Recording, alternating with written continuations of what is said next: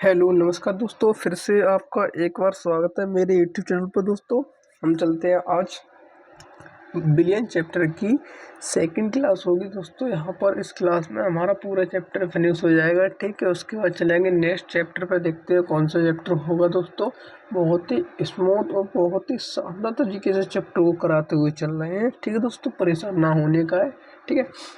हमने कल यहाँ तक कर लिया था, ठीक है दोस्तों। इससे अगर आप भाइयों ने किसी ने भी इससे पहले क्लास देखी ना हो तो वो देख सकता है, इससे पहले का हो चुका है, ठीक है दोस्तों। हेडिंग डालिए बांसदाव। बांसदाव क्या होता है, ठीक है।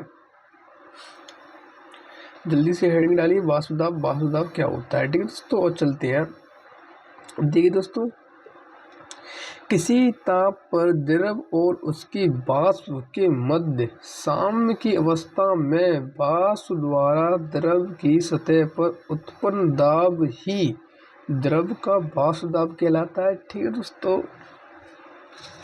अब आगे चलते हैं। वाष्प दाब को उत्पन्न करने वाले कारक, हेडिंग डालिए और लिखिए द्रव की प्रकृति। किसी द्रव का वाष्प दाब उसके अणुओं के बीच लगने वाले भंडार वाल्स आकर्षण बलों पर निर्भर करता है। द्रव के अणुओं के मध्य आकर्षण बल जितना अधिक होगा उसका क्वथनांक उतना ही अधिक होगा, वाष्प दाब कम होगा, ठीक है। इतना सब कुछ लिखना है, फिर आगे चलना है, देखना है। इसका ये सूत्र लिखे हुए हैं दोस्तों, लिख लीजिए। वाष्प दाब प्रोपोर्टिव बनवट्टी क्वथनांक। वाष्प दाब क्वथनांक बराबर होता है वांडर वाल्स आकर्षण बल। क्वथनांक प्रोपोर्शनल टू वांडर वाल आकर्षण बल, ठीक है। उदाहरण है, उदाहरण लिख लीजिए दोस्तों। उदाहरण एक एग्जाम्पल क्या लिखा है। पेट्रोल का वाष्प दाब डीजल से अधिक होता है, ठीक है। ताप का प्रभाव, हेडिंग डालिए दोस्तों। अब ताप का प्रभाव, किसी द्रव का ताप बढ़ाने पर वाष्प दाब बढ़ता है, क्योंकि ताप बढ़ाने पर द्रव के अणुओं के मध्य वांडर वाल्स कमजोर हो जाते हैं, इससे वाष्प दाब बनती है, तथा ताप बढ़ाने पर द्रव के अणुओं की गति ऊर्जा बढ़ जाती है और अधिक अणुओं द्रव की सतह को छोड़कर वाष्प अवस्था में चले जाते हैं। ताप का प्रभाव हो गया, ठीक है। अब हेडिंग डालिए दोस्तों, हेनरी का नियम। बिल्कुल स्लो चलेंगे, परेशान नहीं होने का है। हेनरी का नियम, हेडिंग डालिए दोस्तों। हेनरी का नियम, ठीक है। किसी गैस का स्थिर ताप पर वाष्प अवस्था में आंशिक दाब उस गैस के मोल प्रवाह के समानुपाती होता है। P gas proportional to S X gas. P gas proportional का साइन उठाएंगे, के आ जाएगा कांस्टेंट के एच, ठीक है। आगे चलते हैं, जहाँ पर इसके बारे में लिखा है कौन सा क्या होता है। जैसे कि पी गैस बराबर होता है वाष्प अवस्था में गैस का आंशिक दाब, एक्स गैस होता है गैस का मोल प्रवाह, के एच हेनरी का नियतांक। ये फॉर्मूला लिखा है दोस्तों, फॉर्मूला लिख लीजिए, ठीक है। और तो कुछ समझाना नहीं है, और देखिए ये लिखिए दोस्तों, ठीक है। यदि गैस के आंशिक दाब तथा मोल प्रवाह के मध्य 1 ग्राम खींचा जाता है तो एक सरल रेखा प्राप्त होती है जिसका ढाल के एच की व्यक्त करता है, ठीक है दोस्तों। देख सकते हैं ग्राफ है, जैसा कि इसमें समझाया गया था उसी के हिसाब से, ठीक है। देखो आगे और क्या कह रहा है, देखते हैं। उपरोक्त से स्पष्ट होता है कि समान दाब पर विभिन्न गैसों की विलेयता हेनरी नियतांक के व्युत्क्रमानुपात की होती है, अर्थात जिस गैस हेनरी नियतांक अधिक होगा उसका विलेयता कम होगी, ठीक है। के एच का मान बराबर दाब मात्रक। हेनरी नियम की सीमाएं, ठीक है। नंबर 1, दाब उच्च नहीं होना चाहिए, ताप बहुत कम नहीं होना चाहिए। इसकी सीमाएं हेडिंग डाल लीजिए और सीमाएं में ये लिख लीजिए, ठीक है। नंबर 3 पे हेडिंग डालिए, गैस की विलायक में विलेयता कम होनी चाहिए। हेनरी नियम के अनुप्रयोग अनुप्रयोग लिख लीजिए दोस्तों हेनरी नियम के। और स्लो चलूँ क्या मैं, जल्दी जल्दी चल जाऊँ क्या, बता दीजिए कमेंट करके। और स्लो स्लो चलूँगा, ठीक है, कहीं नहीं जाना है हमको, बिल्कुल स्लो स्लो आराम आराम से पूरे कोर्स को करते हुए चलना है, ठीक है।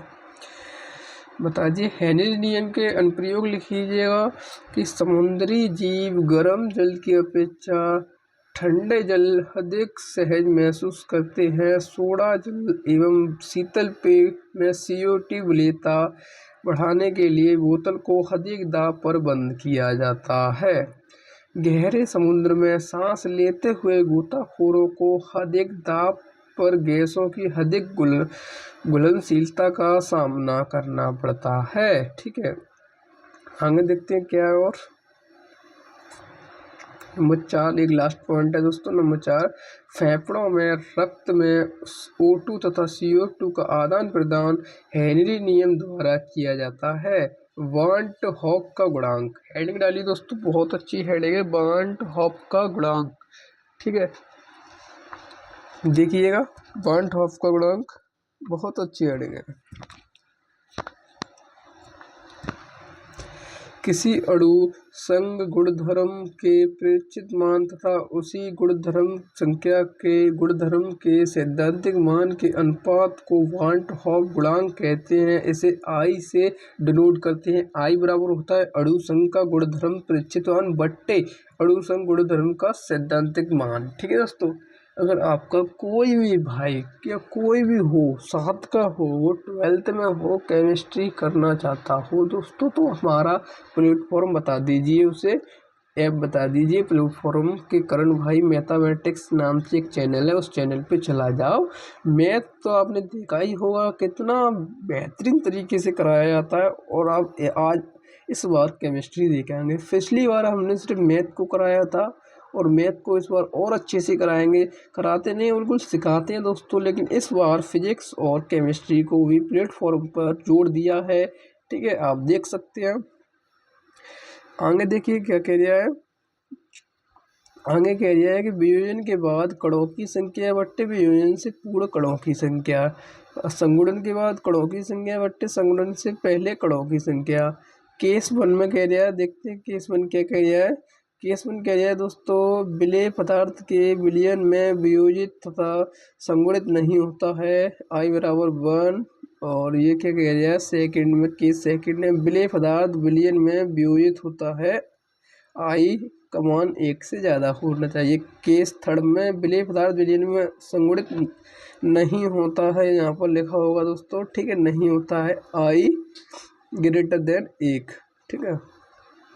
देखते हैं आगे क्या कह रहा है।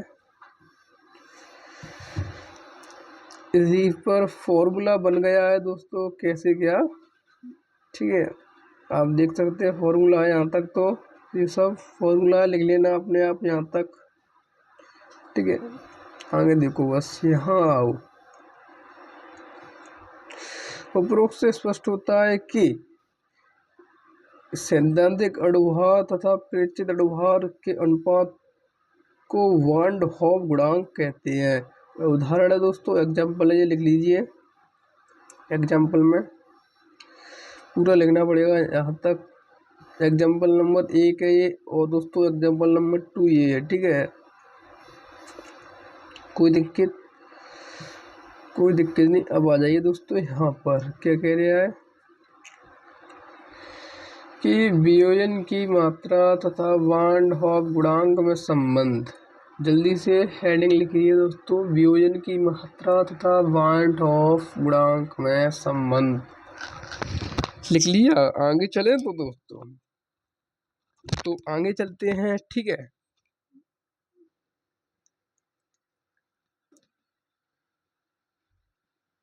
देखिए, किसी पदार्थ के कुल अणुओं में से साम्य में वियोजित अणुओं की संख्या वियोजन की मात्रा कहलाती है। माना किसी पदार्थ A के वियोजन की मात्रा प्रोपोर्शनल है तथा यह वियोजन पर n अणु B देता है, तो इस पदार्थ की वियोजन की मात्रा अणु संघ गुणधर्म की सहायता से ज्ञात कर सकते हैं।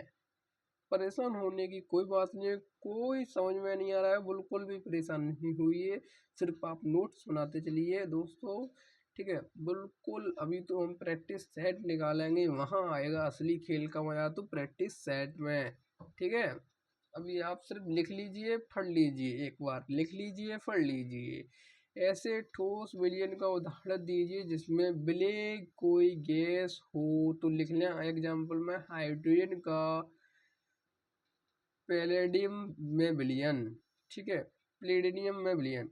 आवश्यक सूत्र, ये सबसे महत्वपूर्ण है। अभी तक आपने कुछ लिखा हो या ना लिखा हो, लेकिन ये जरूर लिख ले दोस्तों, मैं सबसे उम्मीद करता हूँ, प्लीज ये जरूर लिख लें। सूत्र हैं दोस्तों, इनसे सवाल होते हैं, नॉर्मलता बराबर होता है, सवाल भी होते हैं और परिभाषा भी होती है। ये पूरी पूरी एक परिभाषा लिखी है दोस्तों।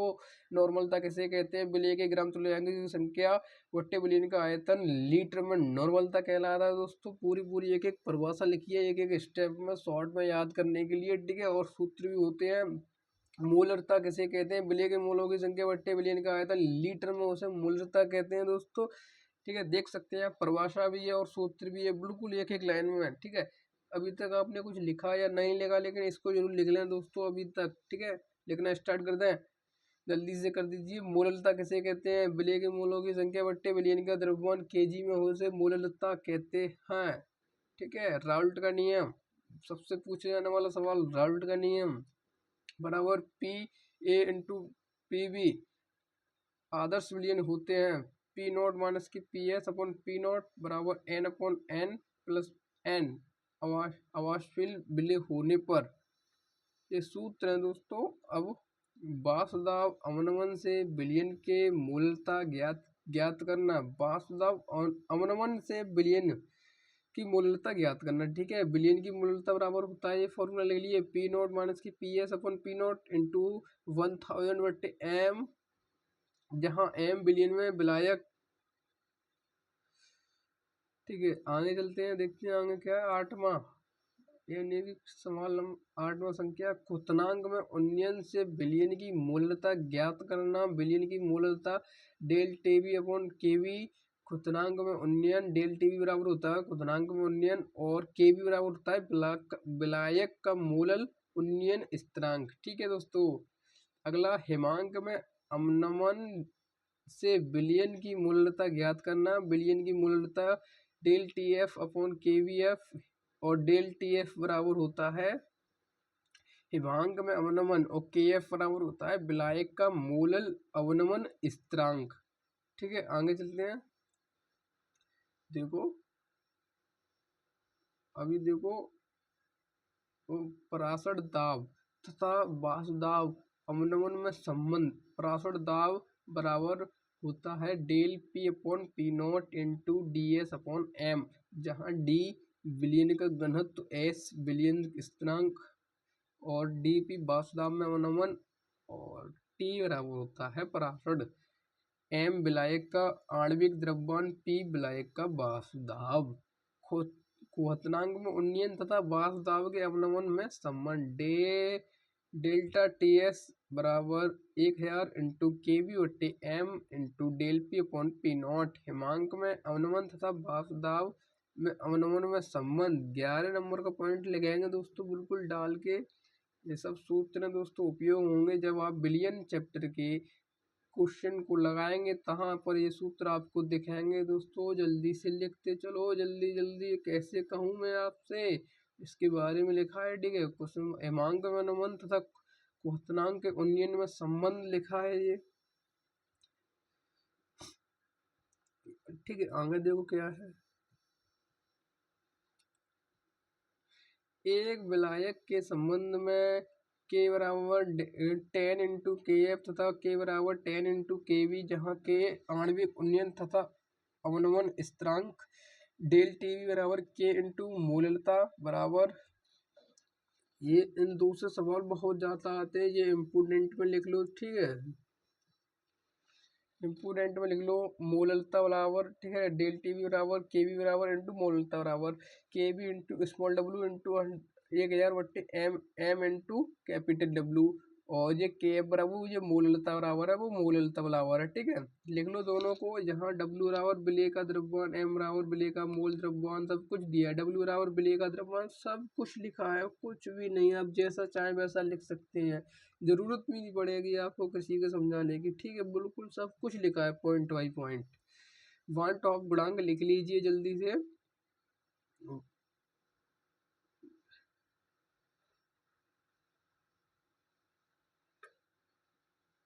वन टॉप गुणांक लिख लीजिए आपने। हाँ, असमान प्रेक्षित अणु संख्या गुणधर्म बट्टे सामान सैद्धांतिक अणु संख्या गुणधर्म, सामान सैद्धांतिक मूलक द्रव्यमान, असमान प्रेक्षित आणविक द्रव्यमान, वियोजन या संगुणन के बाद कणों की संख्या बट्टे वियोजन या संगुणन के पूर्व कणों की संख्या, संगुणन अपॉन वियोजन पर डेल टीवी बराबर आई इंटू के एफ इंटू बिलियन की मूललता, डेल टीवी बराबर आई इंटू के एफ बिलियन की मूललता।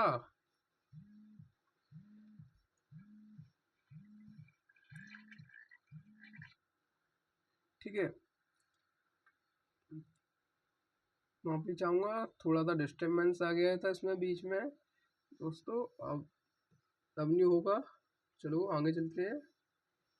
लिख लिया ये सब, लिखते रहो बिल्कुल, सब सब कुछ लिखो ये। और ये भी लिख लो, संगुणन की मात्रा proportional to N I one minus I बट्टे एन माइनस वन, वियोजन की मात्रा proportional to I minus one upon N minus one. ठीक है, लिख लिया, खत्म हो गया। करीब 24 27 27 28 28 सूत्र थे। ठीक है दोस्तों, उसके बाद करीब क्या आ गया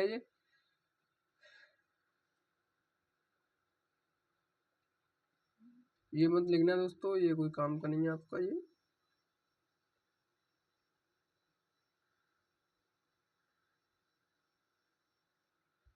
हाँ, यहाँ से लिखना, वाष्पदाब में अवनमन तथा विलेय के अणुभार में संबंध राउल्ट के नियमानुसार पी नॉट माइनस के P S upon P naught बराबर N upon N plus N, तनु मिलियन में ऐसा होगा। उसके बाद पी नॉट बराबर फिर से ये सूत्र बना है पूरा। ठीक है, देखो क्या सूत्र बना है, सूत्र निकल के आया है आपका पी नॉट, एक सूत्र आया, एक सूत्र आया, दोनों लिख लीजिए। पी नॉट माइनस के P S upon P naught बराबर small W upon M into M upon W capital W. ठीक है, उपयोग होने वाले सूत्र लिखा है सिर्फ मैंने। आपका चैप्टर यहाँ तक हुआ फिनिश, सब चलेंगे नेक्स्ट क्लास में, नेक्स्ट चैप्टर के साथ नई शुरुआत करेंगे दोस्तों। आप देख सकते हैं कितना स्मूथली, कितना स्लोली, बहुत ही अच्छे और शानदार तरीके से आपको पूरा चैप्टर कराया है। ठीक है दोस्तों, कहीं भी कोई दिक्कत आई हो तो आप कमेंट कर सकते हैं, आपका कमेंट का रिप्लाई मिलेगा आपको। ठीक है, टाइम लग सकता है लेकिन रिप्लाई मिलेगा। ठीक है, कि ये दिक्कत आ रही है भाई, वही इस वीडियो रुक रही है, या वीडियो में दिख नहीं रहा है, या वीडियो में कोई भी कैसी भी प्रॉब्लम, या फिर आप और कहना चाहते हो अगर किसी किसी सब्जेक्ट भाई के ये सब्जेक्ट का और क्लास है डाल दो भाई, जैसे कि हिंदी 12th क्लास की हिंदी की क्लास है, वो भी फिर किसी टीचर से करवा के या किसी भाई से करवा के मैं डलवा दूंगा। आप बता दें कमेंट करके कि आपको किस चीज़ की नीड है दोस्तों। अभी हमारे एक सिर्फ प्लेटफॉर्म पर पीसीएम की क्लासें मिलेंगी आपको। ठीक है दोस्तों, सिर्फ पीसीएम की, आप जानते होंगे पीसीएम क्या होता है। ठीक है, पी से होता है फिजिक्स, और सी से होता है केमिस्ट्री, और एम से होता है मैथ। ठीक है दोस्तों, इसे शॉर्ट में पीसीएम बोल देते हैं। ठीक है, ठीक है, तो मिलते हैं, जय हिंद दोस्तों, मिलते हैं नेक्स्ट क्लास में। आज का यहीं पर समाप्त करते हैं। ठीक है।